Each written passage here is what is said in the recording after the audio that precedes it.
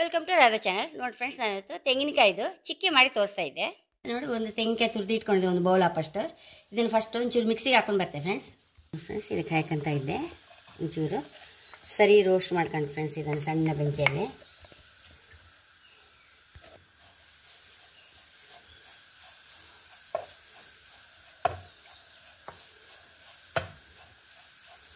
ನೋಡಿ ಫ್ರೆಂಡ್ಸ್. ಈ ಟೈಮಲ್ಲಿ ನೋಡಿ ಸರಿ ನೀರೆಲ್ಲ ಪಾಸೆ ಒಣಗಿ ಐತಲ್ಲ. ಈಗ ಒಂದು ಚಮಚ ತುಪ್ಪ ಹಾಕೊಂಬ ಇದಕ್ಕೆ ಪರಿಮಳ ಹತ್ರ ಚಿಕ್ಕಿ ಆದಮೇಲೆ ಹಾಗೆ ಪುನಃ ಈಗ ಹುರ್ಕೊಂಡು ಸಣ್ಣ ಬೆಂಕಿಯಲ್ಲಿ ಹುರ್ಕೊಂಡು ಫ್ರೆಂಡ್ಸ್, ಸರಿ ಕೆಂಪಾಗುವಷ್ಟು. ಇಲ್ಲದ್ರೆ ಕರ್ಟ್ಲು ವಾಸನೆ ಬರುತ್ತೆ ನೋಡಿ ಫ್ರೆಂಡ್ಸ್. ಇಷ್ಟು ರೋಸ್ಟ್ ಆಗಬೇಕು ನೋಡಿ. ತುಪ್ಪ ಹಾಕಿದ ಮೇಲೆ ಸಣ್ಣ ಬೆಂಕಿಯಲ್ಲಿ ಹುರಿತಾ ಹಾಕೊಂಡಿದೆ.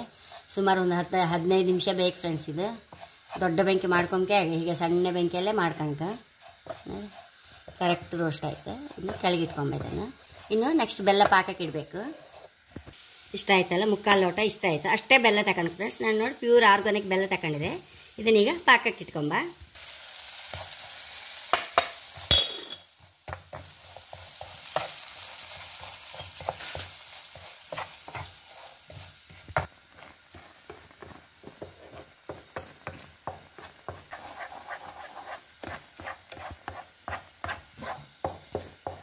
ಒಂಚೂರು ಚೆಕ್ ಮಾಡ್ಕೊಂಬ.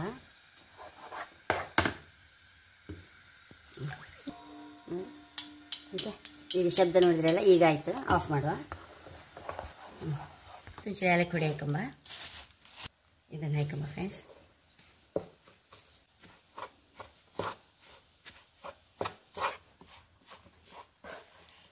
ನೋಡಿ ಫ್ರೆಂಡ್ಸ್, ಈ ಮನೆಗೆ ಹಾಕಂತ ಇದ್ದೆ ನಾನು. ನೋಡಿ ಫ್ರೆಂಡ್ಸ್, ಒಂಚೂರು ಇದರಲ್ಲಿ ಲಟ್ಟಣಿಗೆ ಹಿಂಗೆ ಮಾಡ್ಕೊಂಬ.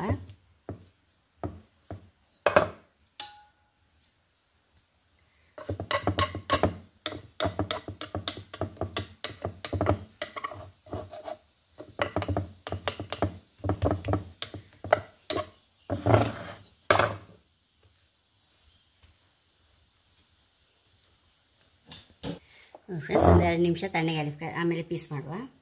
ಫ್ರೆಂಡ್ಸ್, ಚಪ್ಪೆ ಆಯ್ತು, ಕಟ್ ಮಾಡ್ಕೊಂಬ.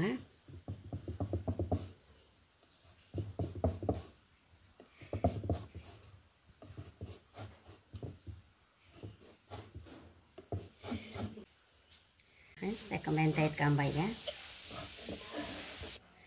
ಫ್ರೆಂಡ್ಸ್, ಚಿಕ್ಕಿ ತೆಂಗಿನಕಾಯಿ ಚಿಕ್ಕಿ ಹಾಕಿ ಸಾರಿ ಗರಿ ಆಗಿದೆ ನೋಡಿ.